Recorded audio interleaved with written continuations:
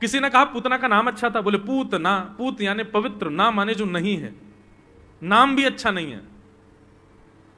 किसी ने कहा काम अच्छा होगा, बोले लोक बाल अग्नि, छोटे छोटे बालकों को मारना ये उसका काम है, काम भी अच्छा नहीं। नाम अच्छा नहीं, काम अच्छा नहीं। किसी ने कहा जाति ऊंची होगी इसलिए वैकुंठ मिल गया, बोले राक्षसी, जाति भी अच्छी नहीं।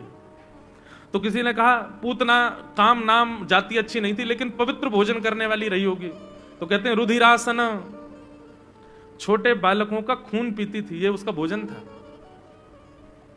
अरे राम, नाम अच्छा नहीं, काम अच्छा नहीं, जाति अच्छी नहीं, रूप अच्छा नहीं, भोजन अच्छा नहीं। तो किसी ने कहा भगवान के पास अच्छे भाव से आई होगी। जगांग शयापी हरे, दुनिया के लोग पुष्प लेके आते हैं, प्रसाद लेकर के चढ़ाते हैं, वो ठाकुर जी को मारने के लिए आई थी। नाम काम जाति रूप आशय कुछ भी अच्छा नहीं था, और फिर भी स्तनम दत्वा आप सदगतिम, उसको सदगति दे दी आपने, क्यों? तब ठाकुर जी कहते हैं हमको पूतना का मारने का तरीका अच्छा लगा। वो जैसे मारने, लोग अस्त्र शस्त्र से मारते हैं, लोग दुनिया भर के नियमों से मारते हैं, पर वो ऐसे मारने आई थी जैसे कोई मां अपने बालक को वात्सल्य भाव से दुग्ध पिलाती है। ठाकुर जी यहां सिद्ध करते हैं, बोले मां के पयोधर में दुग्ध नहीं होता है, बालक के प्रति जब तक मां वात्सल्य भाव से नहीं देखेगी तब तक उसके पयोधर में दुग्ध नहीं आ सकता। मां जब वात्सल्य रूप से अपने पुत्र को देखेगी, निहारेगी, तभी दूध प्रकट होता है। पूतना के पयोधर में एक क्षण के लिए दुग्ध आया, इसका मतलब उसने एक क्षण के लिए मुझे वात्सल्य भाव से देखा था। एक क्षण के लिए उसके मन में यह आया था कि नन्हा सा बालक है, और वो एक क्षण का वात्सल्य भाव ठाकुर जी को इतना प्रिय लगा कि ठाकुर जी ने वैकुंठ में भी मां की गति प्रदान कर दी। भैया यहां हमारे साथ व्यक्ति इतनी सी गलती कर दे तो हम जीवन भर के रिश्ते तोड़ देते हैं उससे, लेकिन ठाकुर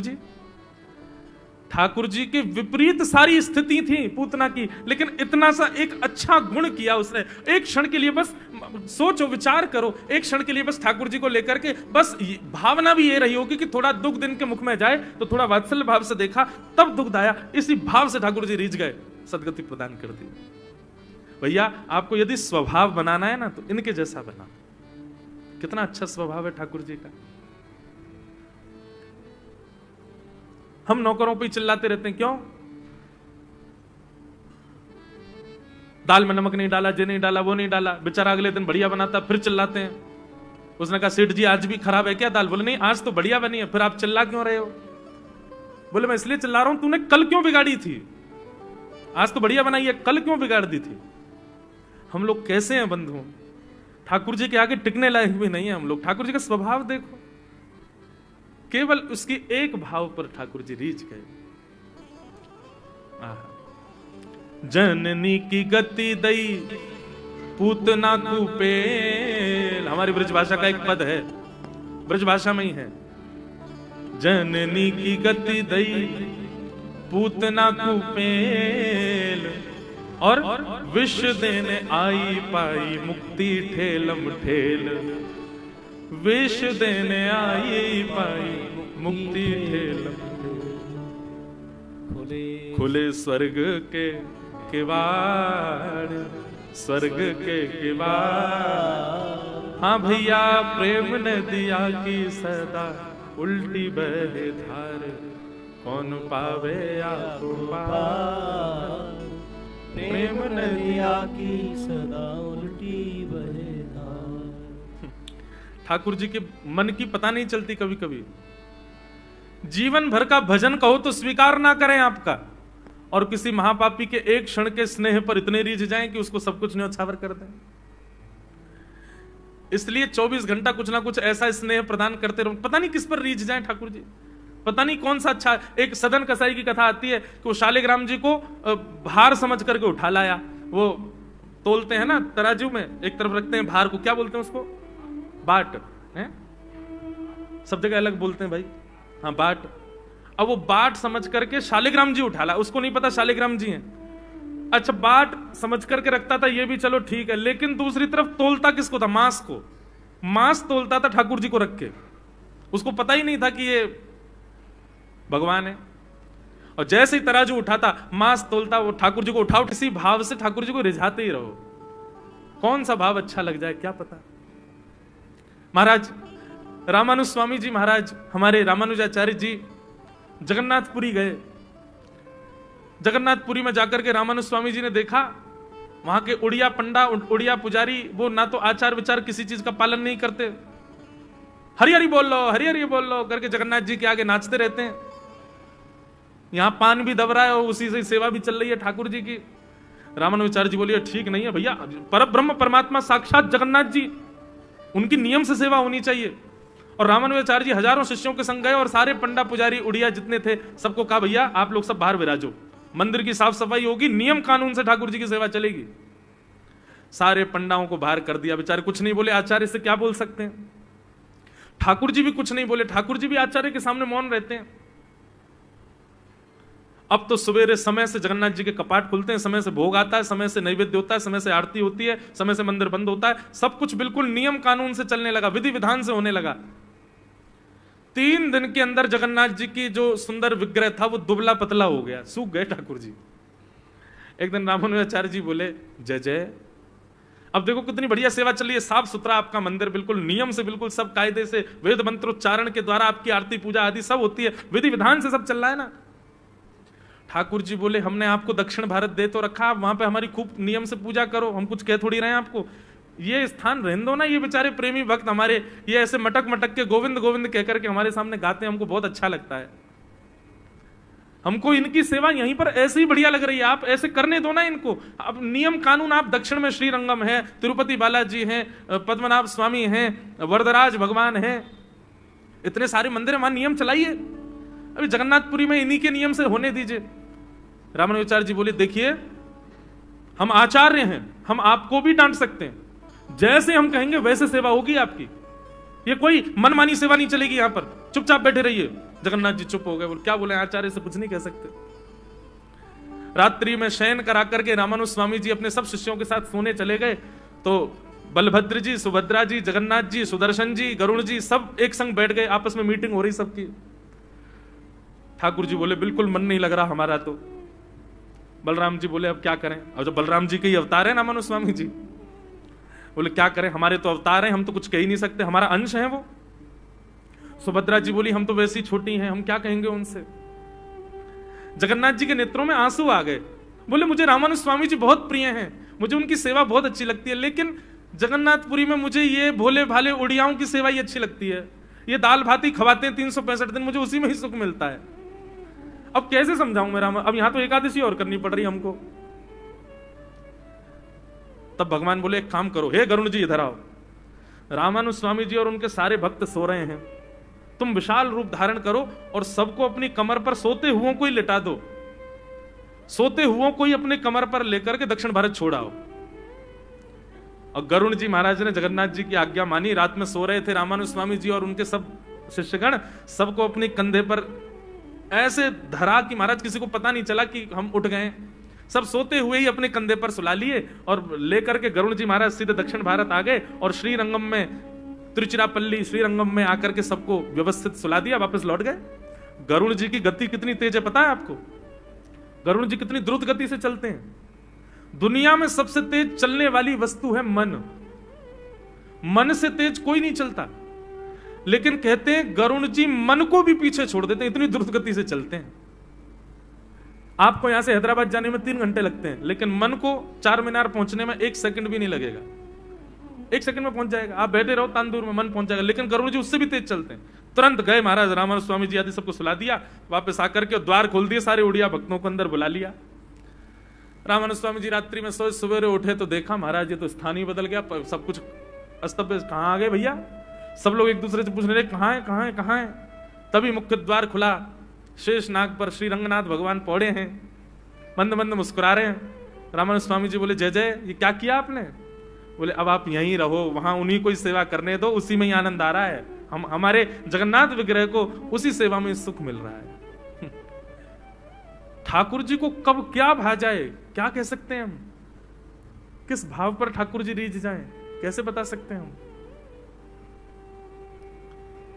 इसलिए भैया रिझाते रहो, कभी ना कभी तो रीझ जाएंगे किसी भाव पर। ठाकुर जी पूतना का वध किया। भगवान अब 3 महीने के हो गए। जैसे ही ठाकुर जी 3 महीना के भय महाराज, भगवान ने करवट बदली। आज पहले बार जैसे ही करवट बदली तो पूरे ब्रजमंडल में करवट उत्सव मनाया गया। ठाकुर जी का करवट उत्सव हुआ। ढोल नगाड़े बजने लगे, ताशे बजने लगे, महाराज मृदंग बजने लगी। सब पूछने लगे कहां भयो, कहां भयो, कहां भयो। बोले नंद के लाला ने आज करवट बदली है। बोले ओहो बधाई हो, बधाई हो, आज नंद के लाला ने करवट बदली है।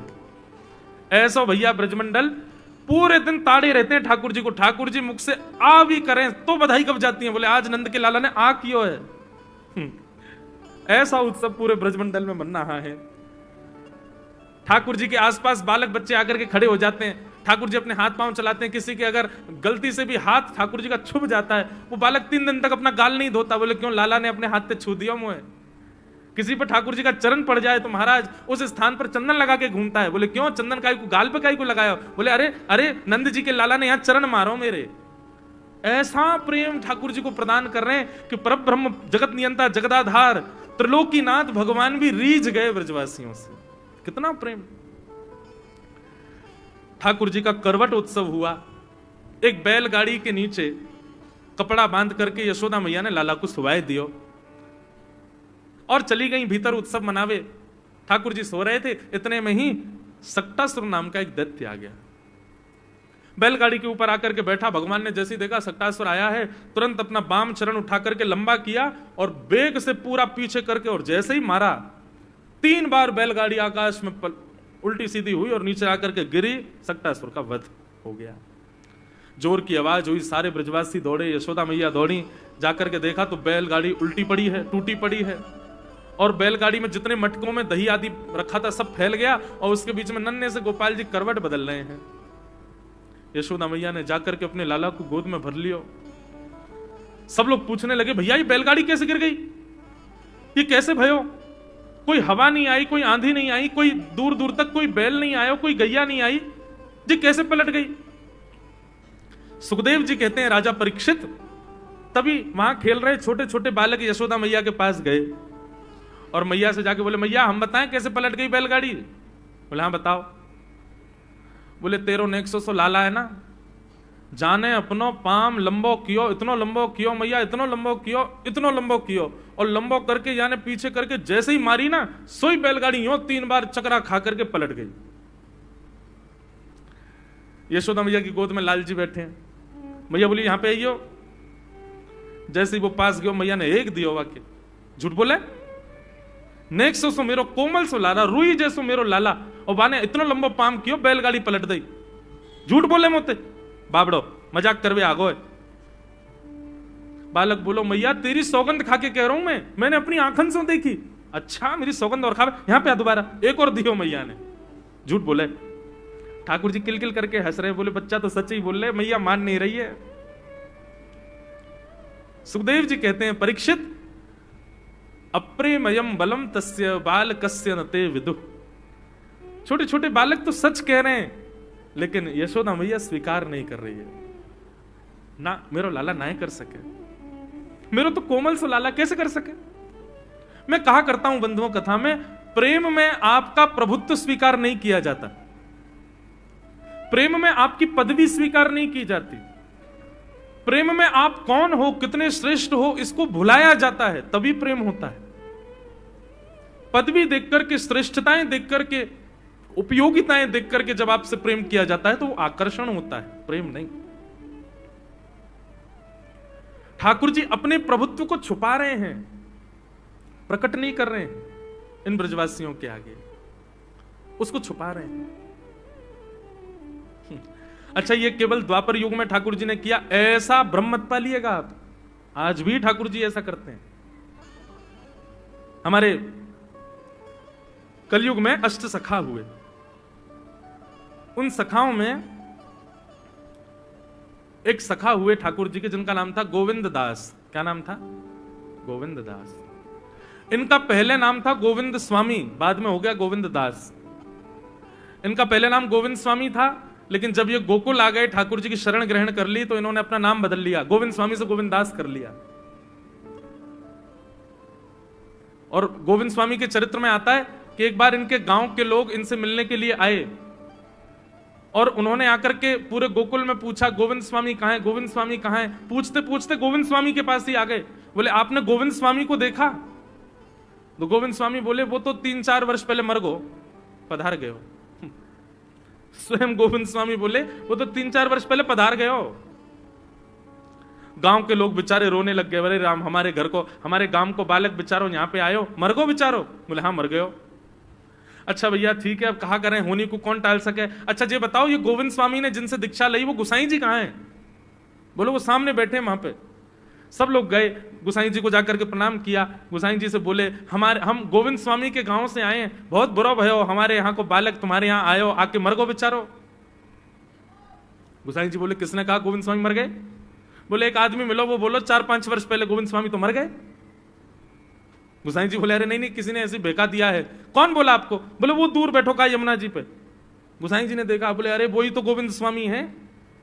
उनको बुलवाया। गोविंद स्वामी जी ने आकर के प्रणाम किया। बोले ए गोविंदा, तुमने इनको ऐसा क्यों बोला कि गोविंद स्वामी पधार गए? गोविंद स्वामी बोले 5 वर्ष पहले जब तक मैं आपके शरणागत नहीं हुआ था, जब तक मैं श्रीनाथ जी का भक्त नहीं हुआ, तब तक गोविंद स्वामी था। शरणागति के बाद तो मैं गोविंद दास हो गया, इसलिए मैंने कहा कि भाई गोविंद स्वामी तो 5 वर्ष पहले पधार गए, ये तो गोविंद दास है, ये तो दास है, ये स्वामी नहीं है। उन गोविंद दास जी के साथ में ठाकुर जी इतनी लीला करते थे, इतनी लीला। इस कलिकाल में एक लीला सुना है। एक बार ठाकुर जी गोविंद दास जी के साथ छुपन छुपाई खेल रहे थे गोवर्धन पर्वत पे। अभी की बात है, 450 वर्ष पहले की, इसी कलयुग में।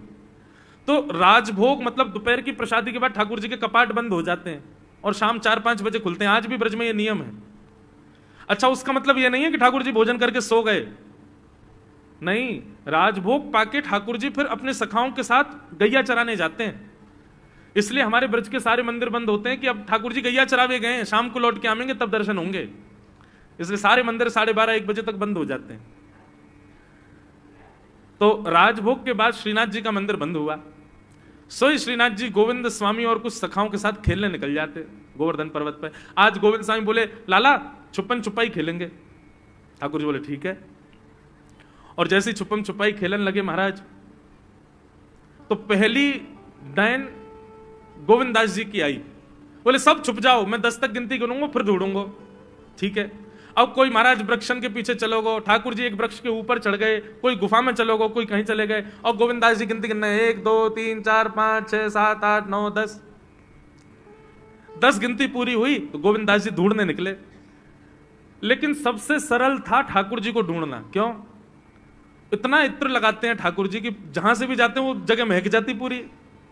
तो गोविंद दास जी क्या करते, सूंघते हुए चलते, जहां से भी चंदन की सुगंधी आ रही होती वहीं चल देते, वृक्षों को सूंघते, पृथ्वी को सूंघते, हर अंग से सुगंध आती ठाकुर जी की। तो जहां चरण रखते हैं महाराज वो वर्षों तक सुगंधित रहती है। सोई गोविंदास क्या करते, 2 मिनट में ही जाते और ठाकुर जी के जिस वृक्ष पर बैठ जाते वहीं नीचे से जाके कहते थे ठाकुर जी पकड़ लियो। ठाकुर जी के गोविंदा में कितनों छुप जाऊं तुमको कैसे पकड़ ले। और ठाकुर जी अब तो पकड़ ली, अब आप जाओ, आप गिनती गिनो, हम छुपेंगे।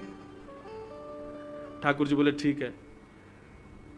ठाकुर जी अब चले गए डाइन डेवे और 1 2 3 4 5 6 7 8 9 10 तक गिनती गिनी, सब छुप गए।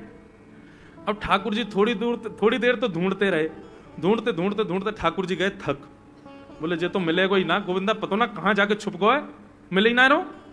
सो ठाकुर जी कहा कियो, ढूंढना छोड़ करके मंदिर में गए और जाकर के अपने बिस्तर पे सो गए। बोले छुपो रे, मैं आई ना रो ढूंढवे तो को। और यहां गोविंद स्वामी छुप करके बैठे, बोले ठाकुर जी आ रहे होंगे। अब प्रतीक्षा करते करते करते करते शाम के 5 बज गए। गोविंद दास जी बेचारे बार बार इतने सहज हो जाएं कि ठाकुर जी को मैं दिख जाऊं। पहले वृक्ष पे थे, थोड़े नीचे आ गए कि कोई बात नहीं ठाकुर जी को दिख नहीं रहूंगा, अब दिख जाऊंगा। फिर और नीचे आ गए, नीचे ही खड़े हो गए, बोले अब दिख जाऊंगा। और थोड़े पास चले गए, बोले अब दिख जाऊंगा। अब तो बिल्कुल खुले में ही खड़े हो गए, अरे पकड़ लो हमको आके। लेकिन ठाकुर जी तो है ही नहीं, ठाकुर जी सो रहे हैं कमरा में जाके। इतने में ही महाराज गुसाई जी ने घंटे घड़ियाल बजाए। ठाकुर जी के उत्थापन का समय शाम को 4:30-5 बजे मंदिर खुलता है। और जैसे ही घंटे घड़ियालों की आवाज आई, गोविंद स्वामी बोले मैं यहां दुबको बैठा हूं, 4 घंटा से भूखो प्यासो पेड़ पे चढ़ा हूं कि लाला आ रहे होगे ढूंढवे, खुद मंदिर में पहुंच के आरती करा रहे हैं अपनी। गोविंद दास जी मंदिर के बाहर जाके खड़े हो गए तो देखा श्रीनाथ जी बढ़िया प्रेम से खड़े आरती करवा रहे। जैसे ही श्रीनाथ जी ने देखा सामने गोविंदा खड़ो है, तो ठाकुर जी डरन लगे। बोले क्यों? या को पकड़वे में श्रम है, जा तो थक जाता हूं मैं, या हमारे तो आगे सो गए हो और जो गुस्सा कर रहा है। तो गोविंदास जी का पद है, दाव दे आयो भाज गमार, पद है, पद में ही ठाकुर जी को सुना रहे हैं, दाव दे आयो भाज गमार, कवई तो निकसे को भार, ऐसी दूंगो मार। ठाकुर जी घबराने लगे। गुसाई जी बोले जय जय कहा भयो? बोले देख गोविंदा, गोविंदा मुझसे नाराज है, रो मुझको सुना रो है। गुसाई जी बोले हे गोविंदा, तुम क्यों ठाकुर जी पर नाराज हो? तुम्हारे लाडले ने कहा कि हो, तुम्हें कहा पतो? 4 घंटा ते पेड़ पे लटको बैठो मैं, कि आ रहे होंगे आ रहे होंगे, आई ना, यहां के सो गए, जैसे ऐसे काम करे तुम्हारा लाला। गुसाई जी जब ये लीला सुनते तो उनके नेत्र सजल हो जाते और गोविंदास को हृदय से लगा के कहते, तुम कितने भाग्यशाली हो, जगत नियंता त्रिलोकी नाथ इस कलिकाल में तुम्हारे साथ खेलते हैं, तुम्हारे साथ लीला करते हैं। गोविंदास, ठाकुर जी को खेल बहुत प्रिय है बंधुओं, ठाकुर जी को खेलना बहुत प्रिय है। ठाकुर जी को आनंद कराओ। हमने गिरिराज जी की दंडवती परिक्रमा दी, हम थे, हमारे एक पंडित जी थे, एक फोटोग्राफर भैया थे, हम लोग थे 7-8 जने थे। दुनिया भर के लोग बोले जब भी आपकी परिक्रमा रुका करे, थोड़े थक जाया करो, तो उस समय इसका पाठ करना, उसका पाठ करना, जे करना, कीर्तन करना, शुद्ध रहना, शुद्ध खाना, जैसे रहना, साबुन मत लगाना, तेल मत लगाना, दंडवती ऐसे करनी। अरे हमने कही हम लोग दंडवती कोई मनोकामना के लिए नहीं कर रहे हैं। तो मैंने कि गिरिराज जी बेचारे अकेले बैठे रहे, सब लोग उनसे अपनी मनोकामना पूछते रहे, हम तो गिरिराज जी को हंसावे के लिए, उनको नचावे के लिए, उनको आनंद करावे के लिए, कछु दिना उनको आनंद उल्लसित करावे के काज दंडवती कर रहे हैं। और हम ऐसे ही करते थे, दंडवती करके जैसे हम थक जाते तो हम लोग कोई भजन कीर्तन नहीं करते, गिरिराज जी की तरफ मुख करके बैठ जाते और फिर चुटकुल्ला सुनाते गिरिराज जी को। बोले हंसाओ, ऐसी कछु बात कहो कि गिरिराज जी हंसे, फिर नाचते और ऐसा भाव रखते कि गिरिराज जी आपके संग नाच रहे हैं, आपको नचा रहे हैं। कछु भी भोजन की सामग्री लाते वहीं बैठ के खाते कंदरान में, क्यों? बोले गिरिराज जी हमारे संग खा रहे हैं, उनको सुख मिले, वो राजी रहे, ऐसे भाव। तो ठाकुर जी प्रेम में अपनी प्रभुता छुपाते हैं। भगवान सक्टासुर का वध किया, अब ठाकुर जी 1 वर्ष के हो गए। 1 वर्ष के ठाकुर जी जैसे ही भये तो महाराज नेक नेक ठाकुर जी उंगली पकड़ करके चलन लगे। धीरे धीरे अब ठाकुर जी बोलवे को प्रयास करें। 2 दतुइयां ठाकुर जी की निकल आई हैं, 2 दांत हैं बस। यशोदा मैया जैसी आज लाला को गोद में लेकर के घूम रही, तो ठाकुर जी यशोदा मैया को देखने लगे और धीमे से बोले मैया। ओहो, जैसे ही ठाकुर जी ने मैया बोली, यशोदा मैया के तो रोंगटे खड़े हो गए। बोले लाला दोबारा बोलिए, कहा बोलो? बोले मैया। अब तो यशोदा मैया लेके लाल जी को दौड़ के गई, नंद बाबा के पास बोली, अरे देखियो लाला मैया बोले, मैया बोले। लाल नंद बाबा ने गोद में लिए, लाला लाला एक बार बोलियो बाबा। ठाकुर जी बोले बाबा। अब तो जैसे ही बाबा बोले, पूरे ब्रजमंडल में फिर उत्सव होने लगे। अब सब आ रहे हैं ठाकुर जी को गोद में ले में और अपना नाम बुलवा में। कोई को कठिन नाम होवे तो ठाकुर जी गलत सलत बोल दे, वो और खुश है जाए। ऐसे पूरे ब्रजमंडल में उत्सव होने लगे। हमारे ब्रज की चंद्र सखी गाती हैं, कहने लगे मोहन मैया मैया, कहने लगे मोहन मैया मैया, कहने लगे मोहन मैया मैया, कहने लगे मोहन मैया मैया। भैया आप लोग कितने वर्षन से सेवा कर रहे हो अपने ठाकुर जी की?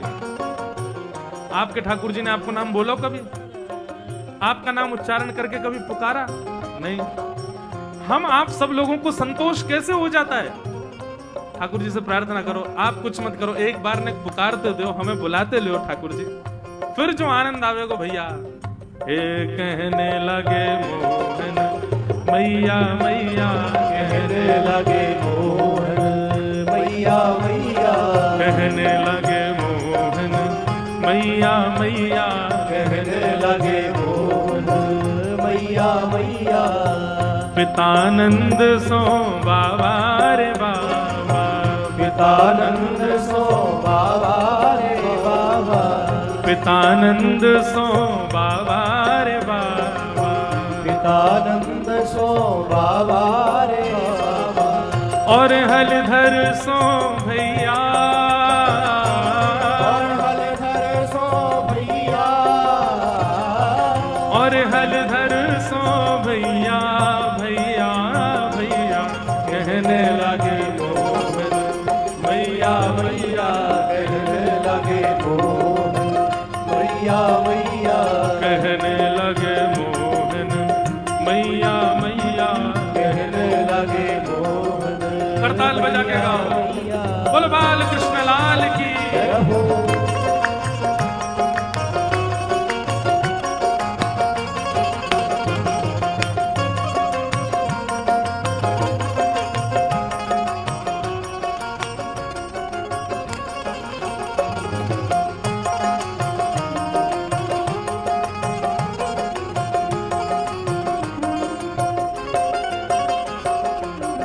ऊंचे चढ़ चढ़ कहती यशोदा, ऊंचे चढ़ चढ़ कहती यशोदा, ऊंचे चढ़ चढ़ कहती यशोदा, ऊंचे चढ़ चढ़ कहती यशोदा। ओ ले ले नाम कन्हैया,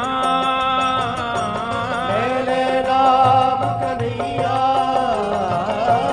ले ले नाम कन्हैया कन्हैया कन्हैया, कहने लगे मोहन मैया मैया, कहने लगे मोहन मैया मैया, कहने लगे मोहन मैया मैया, कहने लगे मोहन मैया मैया। फिर गोपी ग्वाल सब करत कुतूहल, गोपी ग्वाल सब करत कुतूहल, गोपी ग्वाल सब करत कुतूहल, गोपी ग्वाल सब करत कुतूहल। बाजत घर घर बधैया, बाजत घर घर बधैया, घर घर बजत बधैया बधैया बधैया, कहने लगे मोहन मैया मैया, कहने लगे मोहन मैया मैया, कहने लगे मोहन मैया मैया, कहने लगे मोहन मैया मैया। सूरदास प्रभु तुमरे दरस को, सूरदास प्रभु तुमरे दर्श को, सूरदास प्रभु तुमरे दरस को, सूरदास प्रभु तुमरे दर्श को। चरणन की बलि जैया, चरणन की बल जैया,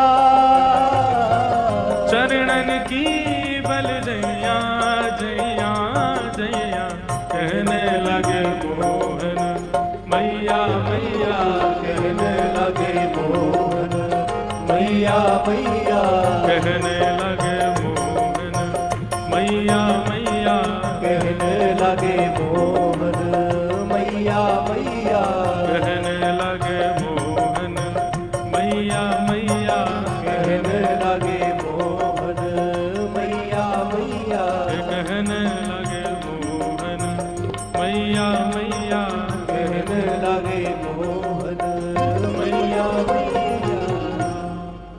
पूरे ब्रजमंडल में सब आनंदित हो गए, सब अपनो अपनो नाम ठाकुर जी से जाकर के बुलवा रहे हैं। ऐसा आनंद सबन को है।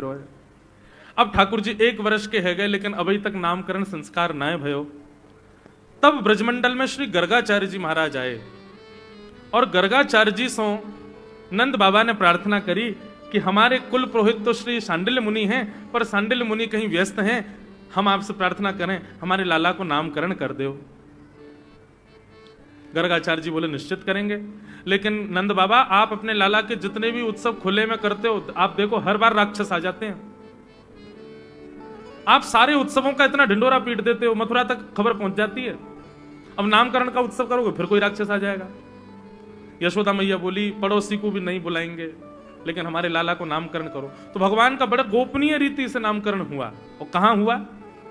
ठाकुर जी के सब उत्सवों में तो ब्रजवासी और सब थे ही, लेकिन नामकरण उत्सव में गैयाएं थीं, गैयाओं के बीच में ठाकुर जी का नामकरण उत्सव हुआ।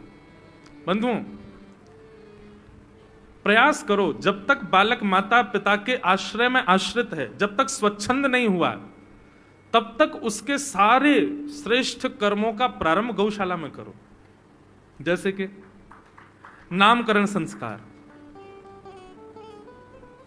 आप कहीं भी करो, कैसे भी करो, उसमें वो भाव नहीं, गौशाला में करो। और अनुष्ठानों में तो देवताओं को बुलाना पड़ता है, गौशाला में तो 33 कोटि देवता हमेशा निवास करते हैं। अब सोचो, यह शास्त्र की बात है कि जो यज्ञ आप अपने घर पर कर रहे हो वो और भी ज्यादा श्रेष्ठ होगा यदि आप उसको किसी नदी के किनारे करो। नदी के किनारे जो यज्ञ कर रहे हो वो उससे भी ज्यादा श्रेष्ठ होगा यदि आप उसको समुद्र के तट पर करो। समुद्र के तट से भी ज्यादा श्रेष्ठ होगा यदि वह यज्ञ आप किसी तीर्थ में करो, और समस्त तीर्थों से भी ज्यादा श्रेष्ठ होगा यदि वो यज्ञ आप साधारण सी गौशाला में करो, गायों के बीच में करो। ठाकुर जी, मैंने पूरी भागवत में बाल लीला में एक चीज देखी, हर शुभ दिन यशोदा मैया लाला को लेकर सोई गौशाला पहुंच जाए, गैयान के पास। ठाकुर जी का अन्नप्राशन हुआ गौशाला में, नामकरण हुआ गौशाला में, नाल छेदन हुई गौशाला में, सब गौशाला। आपको भी प्रयास करना चाहिए बंधु। ठीक है, पार्टी वार्टी करो अपनी जगह, जो आपको मन करे वो करो, बच्चों के जन्मदिन पर जो करना है करो, पर हमारी बात एक मान लो, सवेरे मंदिर ना भी जाओ चलेगा, लेकिन सुबह सुबह बच्चे का प्रारंभ गौशाला में ले जाओ। गाय की चरण रज उसके माथे से लगाओ, गले से लगाओ, 12 अंगों पर लगाओ। इसका प्रभाव आपको दिखेगा उस बालक के अंदर।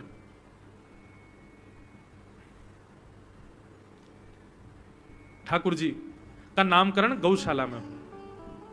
गर्गाचार्य जी ने सबसे पहले तो बड़े भैया का नाम रखा, अयम ही रोहिणी पुत्रो रमयन श्रुहिदो गुणै आख्यास्यते राम इति बलाधिक्याद् बलम विदु। हे रोहिणी जी, मैं आपके पुत्र का नाम राम रखता हूं। आपके इस बालक का नाम राम, पर बल की अधिकता होने की वजह से सब इसको बलराम कहकर के पुकारेंगे, और बड़े भैया का नाम बलराम रख दिया गया। छोटे बालक का जैसे ही नामकरण करने लगे, कहते हैं गर्गाचार्य जी 45 मिनट तक तो मौन हो गए। यशोदा आदि सब गोपियों ने पूछा, बोले बाबा मौन कैसे है, कि का है गो? गर्गाचार्य जी की जीभ पर वर्णमाला के जितने भी अक्षर हैं, संस्कृत के जितने भी अक्षर हैं, हिंदी के जितने भी अक्षर हैं, वे समस्त अक्षर एक साथ प्रकट हो गए थे, और सब अक्षर हाथ जोड़ करके गर्गाचार्य जी से प्रार्थना कर रहे हैं कि हे गर्गाचार्य जी, आप हमको कृतार्थ करो, हमसे ठाकुर जी का नाम प्रारंभ हो, ऐसी कृपा कर दो। तो गर्गाचार्य जी असमंजस में पड़े कि मैं किस अक्षर से नाम रखूं। ठाकुर जी की ऐसी जन्म कुंडली बनी, हम लोगों की जन्म कुंडली बनती है 3-4 अक्षर आते हैं इस पर नाम। ठाकुर जी की जन्म कुंडली में सारे वर्ण अक्षर आ गए, सबसे नाम रखो। सब कह रहे हैं कि हमसे नाम रखो, ठाकुर जी की सेवा में हम जाएंगे, कृतार्थ हो जाएंगे। तब गर्गाचार्य जी ने सारे अक्षरों को शांत किया, बोले रुक जाओ, हमको निर्णय लेने दो। और क्या कहा कि बहुनी शंति नामानि रूपाणि च गुणस्यते गुणकर्मानुरूपाणि तान्यहं वेदनो जना। मैया, हिंदी वर्णमाला में जितने अक्षर हैं, हर अक्षर से आपके लाला का एक नाम होगा। आपके लाला के असंख्य नाम होंगे। यशोदा मैया बोली ऐसा मत करो बाबा, इतने सारे नाम धर जाओगे, मैं लाला को कैसे बुलाऊंगी? कोई एक नाम धर दो जैसे मैं लाला को बुलाऊं। तब गर्गाचार्य जी ने ठाकुर जी का नाम रखा, शुक्ले रक्तस्तथा पीत इदानीं कृष्णतां गत। मैया, आपका ये लाला अपने पूर्व जन्म में शुक्ल वर्ण का था, किसी जन्म में ये रक्त वर्ण का था, किसी जन्म में श्वेत वर्ण का था, इस वर्ण में ये कृष्ण वर्ण का है, थोड़ा काला है, इसलिए मैं इसका नाम कृष्ण रखता हूं। कृष्ण वर्ण को कहते हैं, वर्ण मतलब complexion, dark complexion, light complexion. ये जो हमारा शरीर का रंग होता है या किसी भी जगह रंग विद्यमान है, उसको वर्ण कहते हैं। ठाकुर जी का वर्ण कैसा है? कृष्ण वर्ण। ठाकुर जी काले नहीं है बंधु, ठाकुर जी सांवले भी नहीं है, तो कैसे हैं ठाकुर जी? तो इस बार होली आए ना, तो दुकानों से सारे रंग ले आना, जितने रंग हों, और भी जो रंग आपके तांदूर में नहीं आए हो, हैदराबाद में कुछ नए मिल रहे हो, वहां से वो भी मंगा लेना। दुनिया में जितने भी रंग हैं सबको मिला दीजिएगा, जो रंग निकल के आएगा वो है कृष्ण वर्ण, वो है कृष्ण वर्ण। और देख लेना आप सारे रंगों को मिला करके वो काला नहीं होगा, वो कुछ अलग ही निकलेगा, उसी को कृष्ण वर्ण कहते हैं। वैसा रंग है ठाकुर जी का। ठाकुर जी का नाम कृष्ण रखा। बाकी कृष्ण शब्द का अर्थ क्या है? जो सबको अपनी ओर आकृष्ट करे, सबको अपनी ओर कर्षति इति कृष्ण, जिसके ऊपर सब आकृष्ट हो जाएं, वो कृष्ण है। ऐसा हो ही नहीं सकता कि ठाकुर जी को कोई देखे और उनके ऊपर आकर्षित ना हो। आपका मन, आपका चित्त, आपके नेत्र, आपकी वाणी, आपके कर्णरंध्र, किसी ना किसी रूप से तो ठाकुर जी को आप ठाकुर जी के हो ही जाओगे। अच्छा, कई लोगों को दर्शन में आनंद नहीं आता, तो निश्चित है कथा सुनने में उनको सुख मिलेगा। कथा सुनने में सुख नहीं मिलता, कीर्तन सुनने में सुख मिलेगा। आपको कथा में भी सुख नहीं, कीर्तन में भी सुख नहीं, दर्शन में भी सुख नहीं, तो ठाकुर जी के प्रसाद में ही सुख मिलेगा। कई लोग होते हैं वो कहते हैं तिरुपति बालाजी जा रहे हैं महाराज जी, लड्डू जरूर ले आना वहां से हमारे लिए। क्यों? ये आपको लड्डू नहीं भा रहा है, आपको कृष्ण के संबंध की कोई भी वस्तु भा रही है। इसका मतलब उस वस्तु से कृष्ण आपके भीतर प्रवेश कर रहे हैं। उनका नाम ही कृष्ण है, वो आकर्षण करते हैं। अच्छा, तुम हमारे रूप पे मोहित नहीं होगे तो लो हमारी कथा पे मोहित हो जाओगे, कथा पे मोहित नहीं होगे तो कीर्तन ऐसा सुनाएंगे व्यास जी उस पे मोहित हो जाओगे, कीर्तन पे भी मोहित नहीं हो रहे तो प्रसाद तो बेटा तुम इससे तो बचे ही नहीं पाओगे, इस पे तो तुमको आकर्षित होना ही पड़ेगा। बच्चों कहां से बचोगे? ठाकुर जी कहीं से भी आपको बचने का मौका नहीं देंगे, हर तरीके से अपना बना लेंगे, इसीलिए उनका नाम है कृष्ण। ठाकुर जी का नाम क्या है? कृष्ण। 3 प्रकार के लोग अशुद्ध बोलते हैं कृष्ण: छोटे बच्चे, बूढ़े बुजुर्ग बिना दांत वाली अम्मा बाबा, और तीसरे जिनकी मति एकाग्र नहीं है। ये 3 प्रकार के लोग कृष्ण शब्द का उच्चारण गलत करते हैं। बालकों को और वृद्धों को दोष नहीं लगता, उनकी जीभ में ही दोष आ जाता है। बालक तो छोटे तोतले होते हैं और बड़े बुजुर्ग बेचारे इतने योग्य नहीं रह पाते, बोल नहीं पाते। लेकिन ये जो सामान्य एज के लोग हैं, इनमें भी कृष्ण शब्द का उच्चारण वो उचित नहीं कर सकता जिसने कभी सत्संग नहीं किया और जिसकी मति एकाग्र नहीं है, बुद्धि एकाग्र नहीं। कृष्ण, कृष्णा नहीं, कृष्ण ठाकुर जी का नाम कृष्ण रखा गया। अब तो ठाकुर जी का नामकरण हो गया, कभी कृष्ण, कभी कन्हैया, कभी कनुआ, सारे नाम लेकर के मैया लाल जी को बुलाती रहती है। कभी कछू के, कभी कछू के, ठाकुर जी को खूब आनंद आ जाए। एक बार बंधुआ, एक किसान था, बड़ा भोला भाला, अनपढ़ था, ज्यादा पढ़ा लिखा नहीं था। किसान अपनी खेत में खेती कर रहा था, तभी एक महात्मा उसके खेत में आ गए और महात्मा आके बोले, भाई हमको कुछ भोजन प्रसाद पवाओ। किसान बोला, अरे महात्मा आए भैया, इनको प्रणाम करो। किसान ने उनको प्रणाम किया, प्रणाम करके महाराज उनको भोजन प्रसाद पवाया और कहा, महात्मा जी आप आए हैं, मुझे कोई गुरु मंत्र दे जाओ। महात्मा जी ने सुंदर गुरु मंत्र दिया, 12 अक्षर मंत्र दिया। बोले ये तो बहुत कठिन है, इतना कठिन नहीं, सरल सा दो। अष्टाक्षर मंत्र दे दिया। बोले ये भी कठिन है, कोई और सरल दे दो। महात्मा बोले कुछ नहीं, तुम इतना कृष्ण चंद्र बोल दिया करो बस। कृष्ण चंद्र बोले हाँ, इसी का नाम, यही तुम्हारा गुरु मंत्र है। इतना भोला बेचारा याद करने लगा, उसको याद ही नहीं होवे कृष्ण चंद्र कृष्ण चंद्र कृष्ण चंद्र। अब भूल ना जाऊं इसके लिए बोलता रहता था 24 घंटे कृष्ण चंद्र कृष्ण चंद्र कृष्ण चंद्र। अपने खेत में हल जोत रहा था, कृष्ण चंद्र बोल रहा था। इतने में उसकी पत्नी आ गई, अरे सुनो तुम्हारे लिए भोजन लाई हूं, जल्दी कर लो। बोले कृष्ण चंद्र कृष्ण चंद्र कृष्ण चंद्र। पत्नी पीछे लग गई, पीछे, भोजन तो कर लो, रोटी तो खा लो, ठंडी हो जाएगी। बोले अरे तू पीछे मत पड़, मैं भूल जाऊंगा, गुरुजी ने मंत्र दिया मुझको।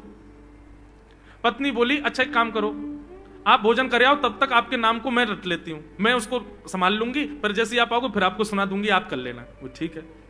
बोले क्या बोलना है? बोले कृष्ण चंद्र। पत्नी बोली ठीक है। अब कृष्ण चंद्र बोलने लगी पत्नी, कभी कहीं जाए कभी कहीं जाए, कुछ करे। वो कृष्ण चंद्र बोलते बोलते खसीटे चंद्र हो गया। लौट करके अपने पति के पास, पति बोले हाँ वो मैं भोजन कर लिया, जल्दी गुरु मंत्र सुना दे मुझको, क्या था मैं तो भूल गया। बोले खसीटे चंद्र। वो उसी से ही हल जोतने लगा, खसीटे चंद्र खसीटे चंद्र खसीटे चंद्र।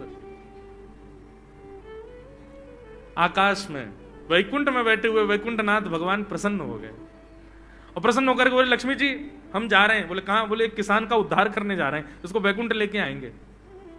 लक्ष्मी जी बोली आपका अशुद्ध नाम बोल रहा है वो, आपका अशुद्ध नाम उच्चारित कर रहा है वो, और आप कह रहे हो कि इसका कल्याण करूंगा मैं। ठाकुर जी बोले देखो नाम भाव कुभाव अनख आलसहु नाम जपत मंगल दिश। नाम कैसे भी जपे कोई दोष नहीं है, बस भाव मेरे प्रति होना चाहिए। वो नाम भले ही गलत जप रहा है लेकिन उसके हृदय में तो मैं ही हूं ना। और एक बात बताऊं लक्ष्मी जी आपको, बोले क्या? बोले ये खसीटे चंद्र अशुद्ध नहीं है, मेरा नाम है ये भी। बोले क्यों? बोले जब हम छोटे थे तो बाल लीला कर रहे थे ब्रज में, यशोदा मैया खूब नहलाती धुलाती और बढ़िया सुंदर श्रृंगार करती, लेकिन हम पूरे नंद भवन में घुटमुन चल चल के कभी नीचे लुढ़क करके कभी ऊपर गिर के सब माला तोड़ लेते, अस्त व्यस्त वस्त्र कर लेते, घुंघराले केशों की ऐसे भुज्जा बना लेते, ऐसा रूप बना लेते। यशोदा मैया बोली आओ मेरे खसीटे चंद्र, सुबह कृष्ण चंद्र बना के भेजती हूँ, खसीटा चंद्र बन के आता है शाम को। तो बोले तब यशोदा मैया ने हमारा नाम रखो खसीटे चंद्र, तो इसलिए शुद्ध नाम है। तो ठाकुर जी के बहुत सारे नाम हो गए, कनुआ, गोपाल, गोविंद, माधव, कन्हैया।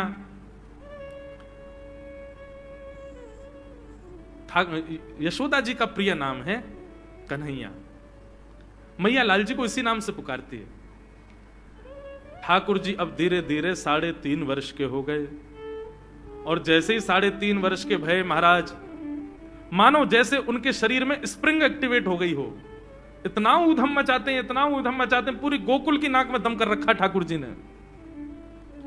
यशोदा मैया ने लाल जी को नूपुर पहना रखे हैं। सवेरे जैसे ही ठाकुर जी उठते हैं, नूपुरों की आवाज आती है तो यशोदा मैया तुरंत रसोई घर से दौड़ के जाती है लाला के पास। लेकिन ठाकुर जी इतने चतुर हैं, यमुना तट पर जाते हैं और नूपुरों में बालू भर लाते हैं कि कल नूपुर आवाज नहीं करेंगे, सुबह उठ के हम घर से भाग जाएंगे कहीं और, मैया को पता ही ना चलेगी। ऐसा उदम मचा में श्री सुखदेव जी वर्णन कर रहे हैं। श्रृंग्यग्निडम शशि जलद्विज कंटकेभ्य क्रीडा परावति चलौ स्वसुतौ निषेधुं गुह्यानि कर्तुमपि यत्र न तज्जनयो गुह्यान् सेकात आपतुरलं मनसो नवस्थान्। सुखदेव जी वर्णन कर रहे हैं, राजन अब ठाकुर जी वो लीला कर रहे हैं जिस लीला पर देवताओं को भी विश्वास नहीं हो रहा है। ऐसी लीला ठाकुर जी कर रहे हैं कि किसी को भरोसा ही नहीं हो रहा कि जगत नियंता जगदाधार ये कर सकता है। बोले ठाकुर जी क्या करते हैं? बोले ये मत पूछो क्या करते हैं, यूं कह रहे हैं क्या नहीं करते। जो माता पिता अपने बालकों को बहुत उद्यमी समझते हैं, बहुत बड़ी कृपा है ठाकुर जी की कि आपके घर ठाकुर जी जैसे उद्यमी बालक नहीं है। ऊधमों के सिरमौर हैं ठाकुर जी। कैसा उधम मचाते हैं? बोले श्रृंगी। नहा धो करके ठाकुर जी सवेरे तैयार होते हैं, सबसे पहले गैयाओं के पास जाते हैं। मैया कहवे लाला नहा धो के सबसे पहले गैयान को प्रणाम करवे जा, गैयान को स्पर्श कर फिर कछु करियो। ठाकुर जी गैयाओं को प्रणाम करने जाते हैं। जैसे ही देखते हैं कि कोई गैया बैठी है, सो ठाकुर जी कहें अरे अरे मैया या गैया को आलस आ गयो, या को आलस दूर कर दूं।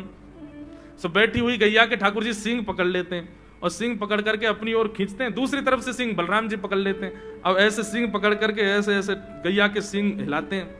अब बैठी रहती गैया थोड़ी देर तो कोई बात नहीं, जैसे जोर जोर से हिलाना प्रारंभ करते हैं सोई गैया खड़ी हो जाती है, और जैसे गैया खड़ी होती है ठाकुर जी लटक जाते हैं सींगों से।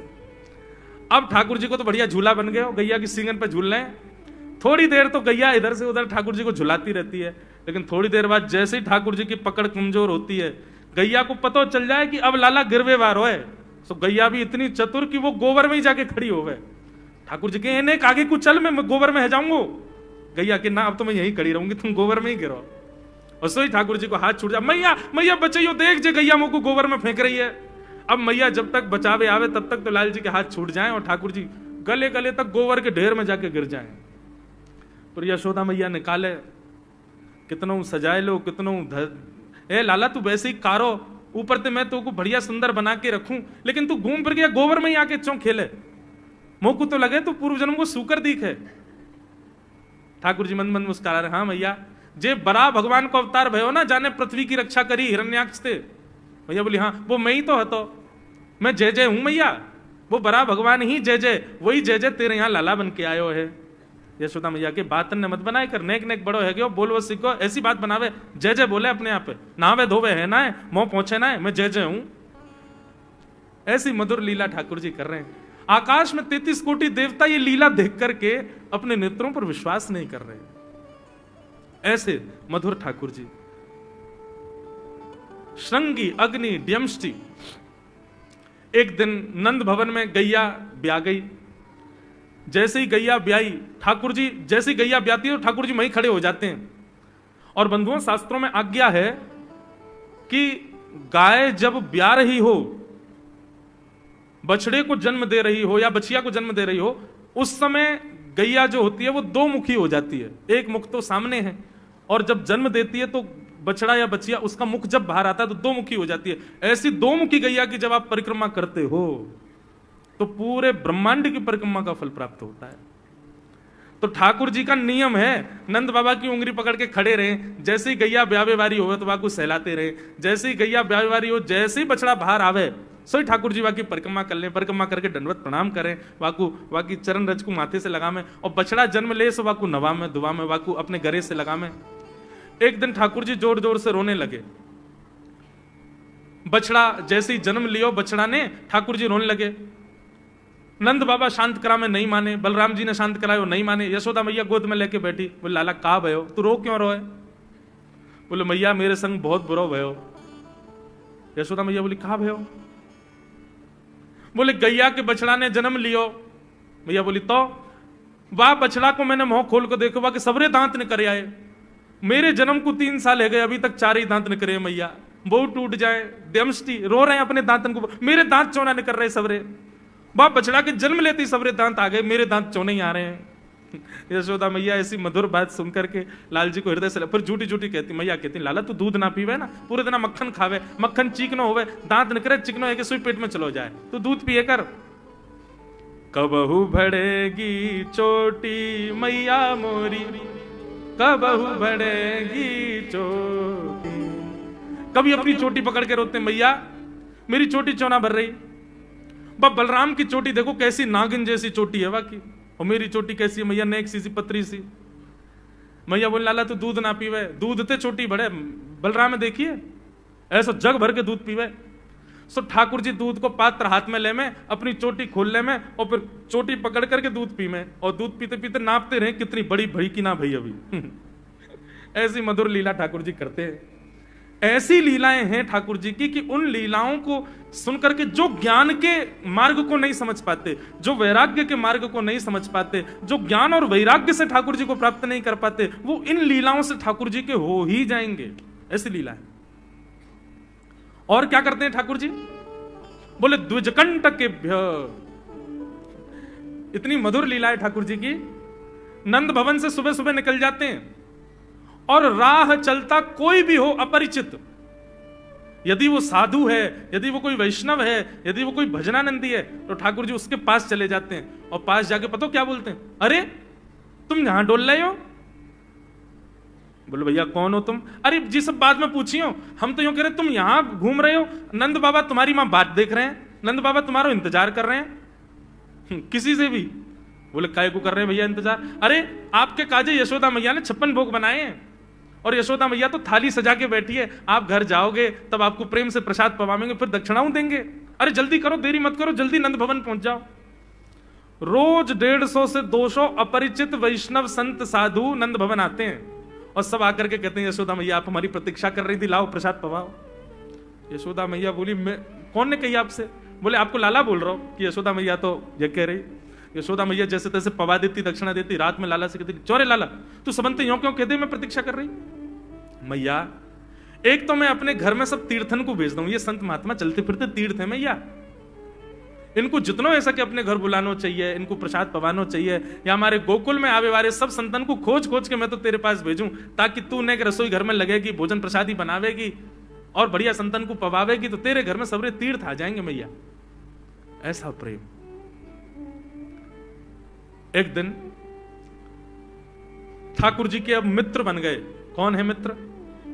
मधुमंगल, श्रीदामा, तन सुखा, मन सुखा, धन सुखा, सुबल, ये ठाकुर जी के मित्र हैं। एक दिन ठाकुर जी अपने सब मित्रन के संग बैठे, और मित्रों के संग बैठे हुए ठाकुर जी बोले भैया कल से हम लोग सब यज्ञ करेंगे। मधुमंगल, श्रीदामा बोले क्यों लाला यज्ञ क्यों करेंगे?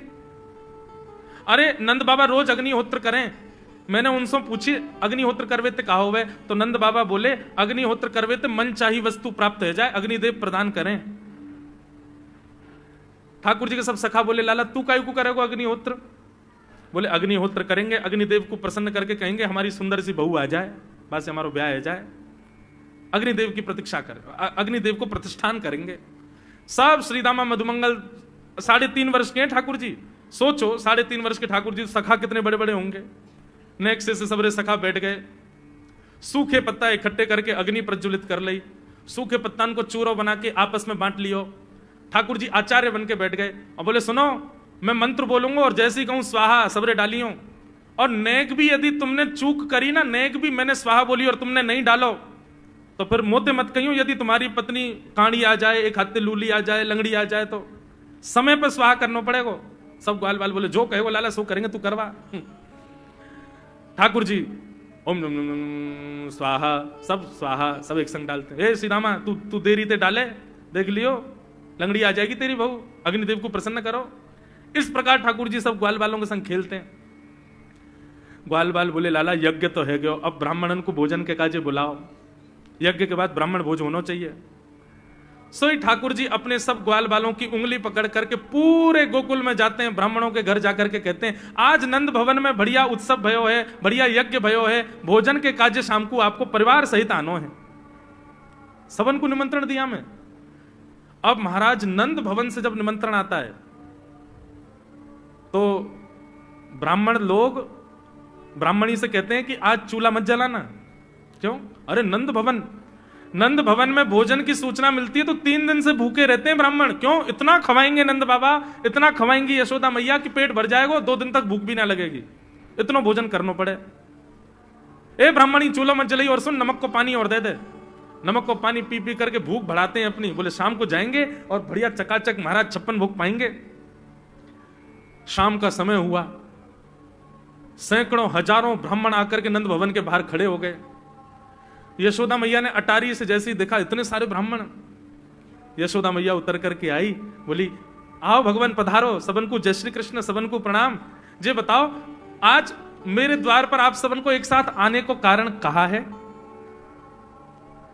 किसी को निमंत्रण देकर के और फिर पूछो कारण क्या है, बड़ा अजीब लगता है। किसी को आपने बुलाया भोजन पे, वो बेचारा आ गया, फिर आपको बताओ भैया कैसे आए, कितना अजीब लगे। ब्राह्मण बोले मैया तो हम तो पूछ रही हो यह बात है, अरे सवेरे तो भूखे प्यासे बैठे हैं, जल्दी भोजन पवाओ, आपके यहाँ यज्ञ भयो, यज्ञ की पूर्ण आहुति की प्रसादी पावे आए हैं, और कहीं को आए हैं? यशोदा मैया बोली कौन सा यज्ञ, कब भयो यज्ञ, कौन सी पूर्ण आहुति?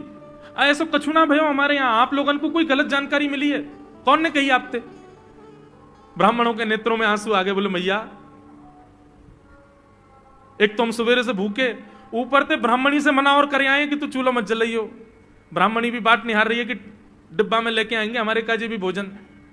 खाली हाथ गए तो ब्राह्मणी डांटेगी अलग, मैया तेरो लाला सवेरे सवेरे आयो और सब ग्वाल बालन के संग आके हमसे कह के गए यज्ञ भयो, यज्ञ की पूर्ण आहुति में भोजन करवे सबन को आनो है, हम तो यही मारे चले आए। यशोदा मैया बोली या लाला ते कैसे बचूं मैं, पूरे दिन कम से कम 2-2.5 हजार लोगों को निमंत्रण ऐसे ही देते रहे। यशोदा मैया बोली आपकी व्यवस्था करूं, लेकिन पहले या लाला को तो देखूं मैं, है कहां ये? नंद भवन के पीछे बगीचा में ठाकुर जी अपने सब ग्वाल बालन के संग खेल रहे। यशोदा मैया गई, जाकर के बुलाए, ए लाला, ओ कन्हैया यहां पे आ। ठाकुर जी ने जैसी देखी यशोदा मैया बुला रही है, लेकिन यशोदा मैया के संग जे कौन खड़े हैं? ए श्रीदामा मधुमंगल। बोले हाँ, ये तो सांची में आ गए सबरे ब्राह्मण, हम तो ऐसे खेल खेल में निमंत्रण दे के आए इनको। मैया बहुत मारेगी भैया, मैं अकेला नहीं जाऊंगा, तुम भी चलो मेरे संग, यदि मुंह में एक थप्पड़ पड़ो तो तुम मुंह पड़वाऊंगा, मैया बहुत मारेगी आज। और मधुमंगल श्रीदामा जबरदस्ती उनको हाथ पकड़ के ठाकुर जी ले गए। हाँ मैया बता, कहा कह रही? मैया ने कान पकड़ो, है रे लाला, जो जो बड़ो है तो जा रहा हो, तेरे उधमन की सल ना है पड़े। कहा क्यों तेने? बोले कहा क्यों मैंने, ये सब कौन है? मोह का पता कौन है, मैं ना जानू मैया इन्हें। बोले जे सब रे ब्राह्मण है हमारे गोकुल के, और सब यूं कह रहे हैं तेने इनके घर जाके इनको सबन को निमंत्रण दियो, यूं कहीं हमारे यहाँ यज्ञ भयो, आकर के आप सबन को भोजन पानो है। भैया तेरी सौगंध खा के कह रहा हूं, मुझको तो जेव ना पता इनको घर कौन सी गली में, झूठ बोल रहे हैं सब रे, मैंने निमंत्रण ना दियो। ब्राह्मण सब बोले मैया देखो कैसे सफेद झूठ बोल रहे हैं आपके आगे। मैया बोली सच बता तेने निमंत्रण क्यों दियो? तब ठाकुर जी बोले मैया बताऊं? बोले बता। बोले हम खेल खेल को यज्ञ कर रहे, वाह यज्ञ में सामग्री नहीं, वाह यज्ञ में मंत्र बोलने वाले भी ना है, वाह यज्ञ में कोई ब्राह्मण भी ना हो, हम आपस में ही सब यज्ञ कर रहे। भाई यज्ञ के बाद ये मधुमंगल बोलो ब्राह्मण भोजन होना चाहिए, तो हमने इन ब्राह्मणों को न्योता दे दियो। मैया बोली अब ये ब्राह्मण आगे कहां पवाऊं? बोले मैया देख सीधी बात है, या में ज्यादा चिंता करने की कोई बात ही ना है। जब बिना मंत्र के, बिना ब्राह्मणन के, बिना यज्ञ सामग्री के हमारो यज्ञ है सके, तो ऐसे ये भी खाली खाली दोना लेके बोलते हैं हाँ भाई रसगुल्ला बहुत बढ़िया बनो है, ये देखो ओ हो मोहन थार तो बहुत ही बढ़िया बनी है, सब्जी ते पूरी कितनी बढ़िया लग रही है, खाली पत्तल लगा दे, खाली दोना लगा दे, और भाव से ये लोग भी पालेंगे है भोजन, भाव को यज्ञ भाव को भोजन। ब्राह्मणों को बंधुओं गुस्सा, ठाकुर जी की लीला पर किसी को क्रोध नहीं आता, सब हंस जाते। पर यशोदा मैया आधी रात में रसोई बनाती है, सब ब्राह्मणों को पवाती है, और इतना बनाती है कि उनके घर भिजवाती है। मैया बोले लाला इतना काम करावे। बोले मैया तू बैठी बैठी ना मोटी है गई है, हमारे मुंह को लगे तू पूरे दिन लगी रहकर रसोई में कछु कछु बनाती रहकर। ऐसी ठाकुर जी की मधुर लीला। बंधुओं भगवान ने चोरी क्यों की? अभी तक चोरी शुरू नहीं हुई ठाकुर जी की। अब ये चोरी का प्रसंग कैसे प्रारंभ होता है? एक दिन ठाकुर जी अपने ग्वाल वालों के संग खेल रहे थे, तो ठाकुर जी ने ऐसे खेल खेल में श्रीदामा को धक्का दिया, श्रीदामा गिर गया, बहुत जोर से रोया। ठाकुर जी बोले अरे भैया शांत है जा, लग गई लग गई, अरे ठीक है अब शांत है जा। लेकिन श्रीदामा शांत नहीं हुए। ठाकुर जी बोले तुम कैसे हो? गोकुल में रहे में हम, गोकुल को मतलब है जहां हर घर में 1000 गैया, उसका नाम है गोकुल। इतनी गैयान को दूध घी दही सब हमारे घर में होवे, अरे खा पी के न बढ़िया अपनी शरीर को बनाओ, खेल खेल में लगती रहे, इतना रोवे को कहा मतलब है? तो श्रीदामा क्रोध में भर के बोला तू तो राजा को बेटा है लाला, तो को मक्खन खावे को मिले, घी खावे को मिले, दही पीवे को मिले, हम लोग तो बेचारे गरीब ब्रजवासी हैं, हम लोग जितना दूध घी दही बना में सब कंस के लोग ले जा में हमारे यहां से। कंस ने ब्रजवासी के ऊपर कर लगा रखो है, टैक्स लगा रखो है, कहा कि प्रत्येक ब्रजवासी को इतनो इतनो मटका भर के घी दूध दही सब मथुरा भेजना पड़े, हम लोग घर में ना रख सकें, क्योंकि कंस के सिपाही जब आके हमारे घर की तलाशी करें, यदि इतने मटका हमारे घर को प्रसारित हैं, वहां से ज्यादा यदि हमारे घर में मिल गए तो मृत्यु दंड होगा हमारा। समझ रहे हैं बात? कंस ने पूरे ब्रजवासियों को कह रखा है कि हर घर में 4 मटकी से ज्यादा नहीं होनी चाहिए, उससे अधिक आने वाला दूध घी दही ये सब मथुरा भेजना है। और यहां हर ब्रजवासी के यहां 1000 गैया, और 1000 गैयाओं का जितना दूध घी दही होता है उसमें से 4 मटकी केवल घर में रहती हैं, बाकी सब मथुरा भेजना पड़ता है। या हमारे लाला हम लोगन को खावे पीवे को ना मिले, तू तो राजा को बेटा है, तेरे नंद बाबा तो गोकुल के राजा हैं, या हमारे तो को तो खूब छूट है, हम लोगन को छूट ना है। ठाकुर जी बोले ये बात है? बोले हाँ। ठाकुर जी बोले मेहनत करें हम, गैया को पालें हम, गैया को घास खवाएं हम, गैया की सेवा करें हम, और दूध पीवे को वो राक्षस कंस। अभी तो मैं छोटा हूं, मेरी बात कोई मानेगा नहीं, लेकिन प्रलय तो अब तक लानी पड़ेगी। और कैसे लाएंगे? बोले राजी राजी यदि मक्खन दूध दही नहीं मिल लो तो चोरी करके खाओ, हमारो ही मक्खन है, हमारो ही दूध है, हमारो ही दही है, लेकिन अभी हम बालक हैं, हम ज्यादा कछु बोलेंगे हमारी कोई बात मानेगो ना। लेकिन ये सद वस्तु कुपात्र के हाथ में नहीं जानी चाहिए, राजी राजी नहीं मिलता तो चोरी करके खाओ। जब कर देवे को नंबर आवेगो तो सब पूछेंगे भाई कहां गए मक्खन दूध दही? बोले घर में तो है ना। बोले तो कहां गए? बोले चोर चोरी कर ले गए। और यही भाव से हम ब्रजवासी को खावे पीवे को मिला करेगो। मधुमंगल श्रीराम बोले लाला तू जो कहेगो सो करेंगे, लेकिन चोरी नहीं करेंगे।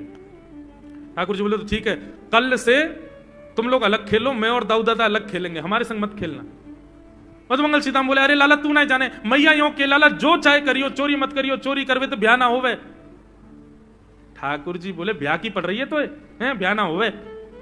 ऐसो पत्र पूछ रहा सो है गयो, पत्रो दुबरो सो तू सीख जैसो है गयो, तो कौन ब्याह करेगा ऐसे? अरे ब्याह करना तो ने खाया ने पी ने बढ़िया गाल तेरे बढ़िया होंगे, शरीर ने बढ़िया होगा तभी तो ब्याह होएगा। अब भैया हमारी बात सुन लो, जितने अच्छे काम करने सब आज कर लो, कल से चोरी करेंगे, पूरे ब्रजमंडल में आतंक मचाएंगे, हमारो ही दूध घी दही है और हम ही चोरी करके खाएंगे। ठाकुर जी ने चोरी क्यों की? क्योंकि सारा गौरस बेवजह मथुरा भेजा जाता था, और मथुरा से कंस पूरे भारत में वितरित करके खूब धन कमाता था। इस वजह से ब्रजवासी प्रताड़ित होते थे, क्योंकि गैया के लालन पालन में जितना खर्चा होगा सब करो ब्रजवासी। 4 मटका दही। अच्छा, प्राचीन जब ठाकुर जी पृथ्वी पर पधारे तब कोई व्यापार नहीं था, ब्रजवासियों पर एक ही व्यापार था, 2 व्यापार थे, या तो घी बेच के, दही बेच के, दूध बेच के धन कमाओ, या फिर खेती बाड़ी करके अनाज बेच करके धन कमाओ। वही तो व्यापार था। उसमें भी 4 मटके मिलते थे, 4 में से 3 को तो बेच देते थे, 1 में पूरा घर चलता था। यह हालत थी ब्रज की। इसलिए ठाकुर जी ने कहा कि भैया राजी राजी नहीं तो गैर राजी, हम जितने बाकी की मटकी मथुरा भेजे वाली है उनको सबन को तोड़ फोड़ करेंगे, उनमें से मक्खन निकाल निकाल के खाएंगे, एक दूसरे को खवाएंगे, और सब यहीं रहेगा, मथुरा नहीं जाएगा कछु भी। इसलिए ठाकुर जी ने चोरी की। ठाकुर जी बोले प्रैक्टिस मेक्स मैन परफेक्ट। सबसे पहले प्रैक्टिस अपने घर में ही कर लें, कैसे करनी है चोरी। सो अगले दिन ठाकुर जी सवेरे उठे और देखने लगे यशोदा मैया देख तो नहीं रही, और ठाकुर जी चुपचाप गए महाराज जहां पर सारे मक्खन दूध दही रखे, वहां पहुंच गए गौरस भंडार में। और गौरस भंडार में एक मटकी के ऊपर से ढक्कन हटाए करके जैसे ही ठाकुर जी ने हाथ बोर के पानो प्रारंभ किया, सामने एक खंबा था, उसमें मणि लग रही थी। आज पहली बार 3.5 वर्ष की आयु में ठाकुर जी ने अपना प्रतिबिंब देखा, पहली बार अपने आप को देखा दर्पण में। बंधुओं, बच्चों को शीशा नहीं दिखाते, छोटे बच्चों को तो दिखाते ही नहीं, और 3-4 वर्ष तक भी बालक को अपनी शक्ल थोड़ी देखता है वो। अब इसके पीछे कारण बहुत सारे बताए जाते हैं, परंतु हमें तो लाल जी से मतलब, लाल जी का क्या है। ठाकुर जी ने जैसे ही प्रतिबिंब में अपने रूप को देखा, अपने रूप को देख करके ठाकुर जी बोले, हो तू भी आयो यहां चोरी करवे। अपने आप से ही बात कर रहे हैं ठाकुर जी। अरे मैंने कही तो हती अपने अपने घर में चोरी करनी है, तू दारी के मेरे घर में आगो चोरी करवे। ठाकुर जी अपने प्रतिबिंब से बात कर रहे हैं। अब गौरस भंडार में ठाकुर जी की आवाज गूंज रही थी, और वो गूंजते हुए रसोई घर में जा रही थी। रसोई में मैया ने सुनी, बोले लाला कहां थे बोल लो है, उठ गयो कन्हैया, मुझको पतो भी ना चली, नूपुरन की आवाज ना आई। मैया दौड़ करके गई तो देखा ढूंढते ढूंढते गौरस भंडार में ठाकुर जी अपने प्रतिबिंब से बात कर रहे हैं। कितनी सुंदर झांकी है ठाकुर जी की।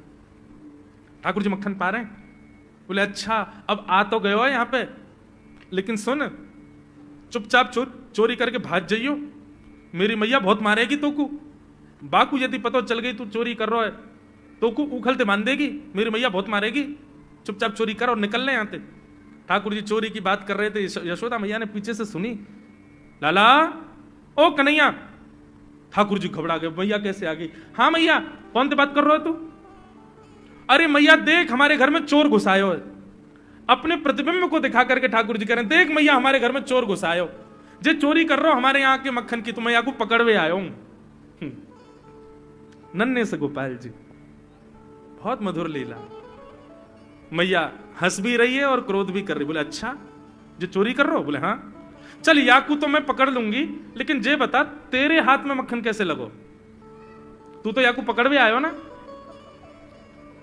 अब मैया याकी मैं कहा बताऊं, तेने मेरे हाथ में पद्म राग के ऐसे ऐसे बढ़िया कंगन पहना रखे हैं, कड़ूला पहना रखे हैं सोने के। जब मैं धूप में निकलूं ना तो धूप की किरण से मुंह को बहुत जलन है जाए हाथ में। तो कल मेरे सखा मधुमंगल ने मुझसे कही, बोले लाला जे जलन तेरी दूर रह जाएगी, तू मक्खन में हाथ बोर लियो अपनो, सो तेरी जलन दूर रह जाएगी। या हमारे भैया जलन हटावे के काजे मैंने हाथ बोरो है। भैया बोली अच्छा चल लाला, यहां तो तेरे जलन है रही और यहां पे यहां मक्खन कैसे लगो। ठाकुर जी बोले मैया मैं अपनी जलन दूर कर रहा हूं। इतने में जन कहां एक मक्खी आके मेरे मुंह पे बैठ गई। बाकू उड़ावे के काजे मैंने जैसे मुंह पे हाथ किया सो मक्खन मेरे मुंह पे लग गो। मैया मैया बोली लाला तू चोरी भी करन लगो और अब झूठ भी बोलन लगो मुंह से। मैया ने गोदी में बैठा लिए लाला। बोले लाला तू चोरी नहीं करेगो, तू मेरी सौगंध खा, तू आज के बाद चोरी नहीं करेगो। ठाकुर जी बोले ना करूंगा मैया, लेकिन एक वचन दे। बोले कहा चाहिए वचन में। बोले पहले वचन दे, जो मांगूंगा सो देगी। मैया बोली जो मांगेगा सो दूंगी, चोरी छोड़ दे। बोले सौ खाऊं पर घर ना जाऊं मैया, अब ना करूंगो चोरी। अब ना करूंगा मैया, पर सांची कह कब लावेगी मोकू तू दुल्हन गोरी। मैया मैं चोरी छोड़ दूंगा आज तो ही बंद, पर यूं बता मेरा ब्याह कब करावेगी।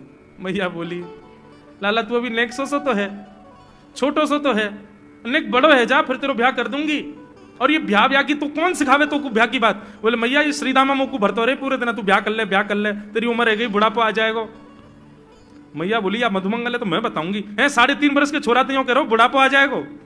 अभी अभी खड़ो है वो सीखो, अभी बोलना सीखो, यानी दांत भी पूरे न आए और ब्याह की बात करे। बोले मैया मैं यूं थोड़ी करूं, मुझको बड़ी बहू लिया, छोटी सी लिया, इतनी बड़ी लिया कि जेब में धर के मैं गैया चरा भी चलो जाया करूं, ऐसी बहू लिया मुझको।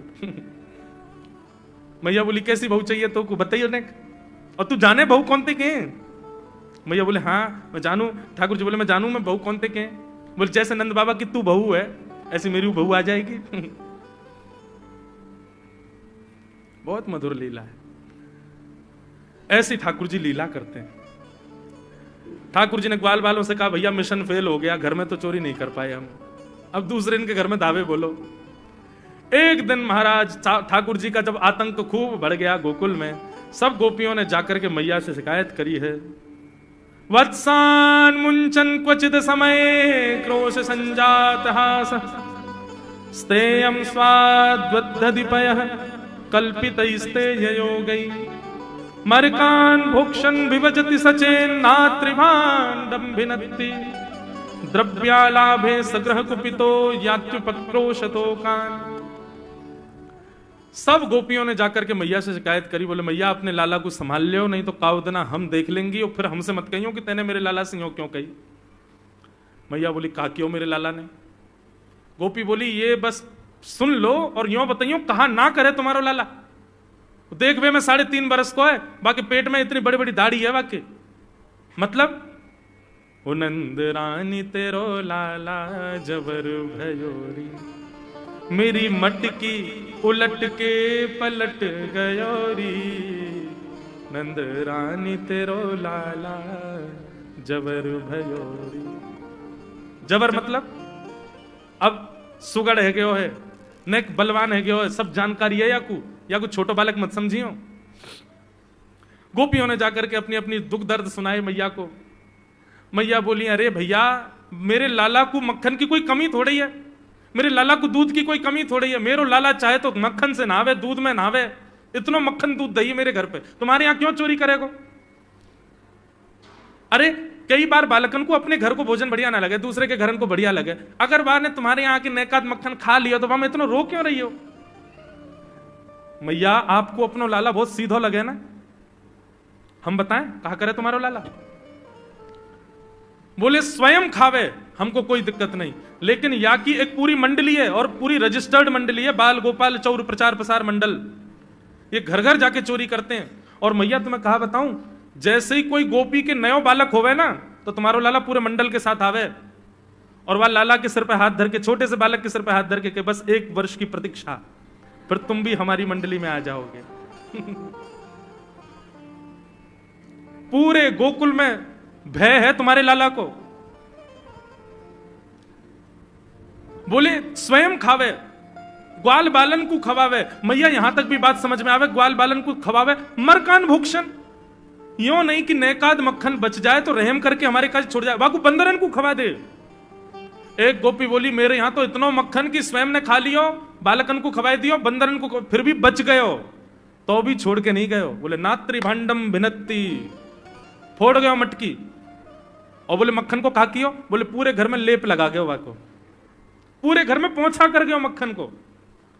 मैं और मेरी सास यमुना जल भरवे गए, सिर पे मटकी 2-3 मटकी रखी, बड़े अचक्के हम लोग चल रहे, हमें कहा पता ही कि हमारे घर में मक्खन चीकने के लेप है गयो। मेरी सास ने जैसे ही पहलो पैर रखो घर के भीतर, ऐसी रिपटी कि आज तक उठ ना पाई है। ये तुम्हारो लाला करे? नात्री भांडम भिनत्ती। यशोदा मैया आश्चर्यचकित होकर सुन रही है, बोले ये नेक्सो लाला ये करे? बोले हाँ मैया। एक गोपी बोली मैया अगर चोरी करे तो दिक्कत, और यदि किसी कारण से हमने लाला को रोक दियो, चोरी नहीं कर पायो हमारे घर, तो हमारे रोने क्यों? बोले चूल्हा में तो कोयला लेके आवे और वह घर के बाहर एक हवा बना जाए, और यूं के अब जब तक या घर से मक्खन नहीं मिलेगा या के घर के लोग भूखे रहेंगे। और इन लोगों को भोजन छुड़वाने की जिम्मेवारी हमारी। बोले कहा करे फिर?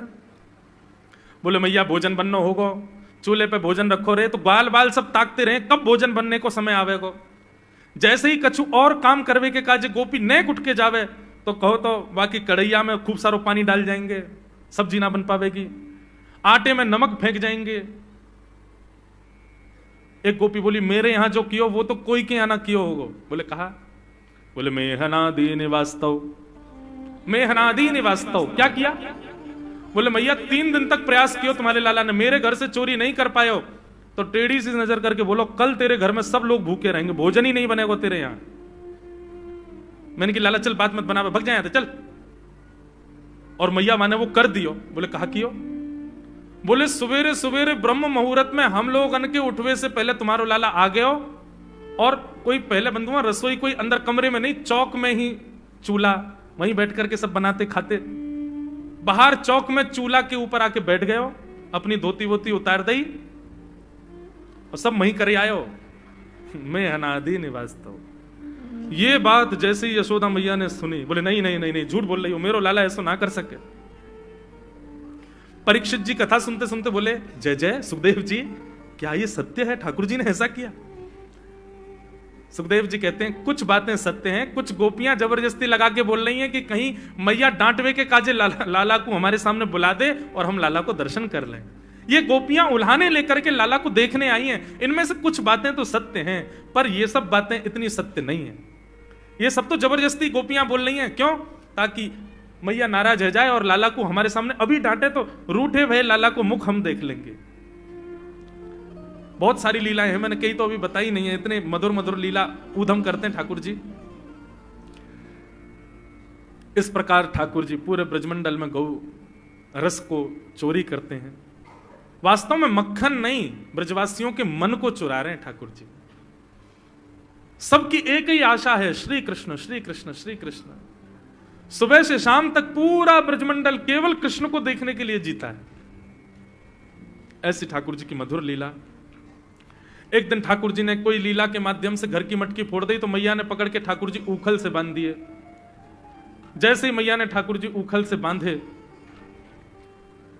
मैया तो चली गई, ठाकुर जी खिसक खिसक के आगे गए और 2 वृक्षों के बीच से जैसे ही निकले, स्पर्श करते ही दोनों वृक्ष टूट के गिर गए और कुबेर के पुत्र नलकुबर और मणिग्रीव प्रकट हो गए। दोनों ने भगवान की स्तुति गाई कि वाणी गुणानुकथने श्रवणौ कथाया हस्तौ च कर्म सुमनस्तव पादयोर्न स्मृत्यां शिरस्तव निवास जगत प्रणामे दृष्टि सतां दर्शने स्तु भवत्तनूनाम्। नल कुंवर मणिग्रीव ने भगवान की स्तुति गाई और स्तुति गाकर के दोनों वहां से प्रस्थान कर गए। यशोदा मैया बोली, लाला को जैसे देखा वृक्ष टूटे पड़े हैं, लाला बीच में ऊखल से बंधे। यशोदा मैया बोली अब हम गोकुल में नहीं रहेंगे। और सब गोकुलवासी अपने अपने घर छोड़कर के वृंदावन को प्रस्थान कर गए। बोलो वृंदावन धाम की जय।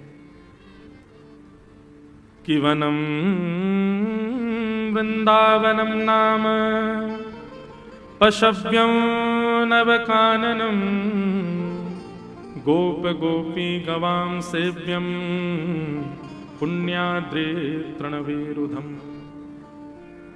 बंधुओं, वृंदावन ठाकुर जी का सबसे प्रिय स्थान है। क्यों? क्योंकि वृंदावन की रचना ब्रह्मा जी ने नहीं, वृंदावन की रचना ब्रह्म ने नहीं की है, वृंदावन की रचना श्री किशोरी जी ने की है, श्री राधा रानी ने की। आप कहोगे कैसे? भगवान जब कृष्ण लीला करने के लिए पृथ्वी पर पधार रहे थे, तब ठाकुर जी ने अपनी आह्लादनी शक्ति श्री राधा रानी से निवेदन किया कि आप भी चलो। राधा रानी बोली क्षमा करना, हम गोलोक धाम छोड़ के नहीं जाएंगे। ठाकुर जी बोले हम गोलोक धाम को ही नीचे ले चलते हैं। बोले पूरा गोलोक धाम नीचे मत ले चलो, यदि आप बहुत चाहते हैं कि हम चलें तो गोलोक धाम की 3 वस्तु ले चलो। बोले क्या? गोवर्धन, यमुना जी और हमारे द्वारा बनाया हुआ एक वन है जिसको श्री जी ने ही गोलोक धाम में बनाया है, जिसका नाम है वृंदावन। इसको ले चलो। यत्र वृंदावनम नास्ति यत्र नो यमुना नदी, यत्र गोवर्धनम नास्ति तत्र नो रमते मनः। जहां गोवर्धन, यमुना और वृंदावन नहीं है वहां मेरा मन नहीं लगेगा। आप चाहते हो कि मैं चलूं तो इन तीनों को ले चलो। तब ये तीन, गोवर्धन, वृंदावन और श्री यमुना जी, ये गोलोक धाम से पृथ्वी पर पधारे। तब हमारी श्री जी, श्री राधा रानी पधारे।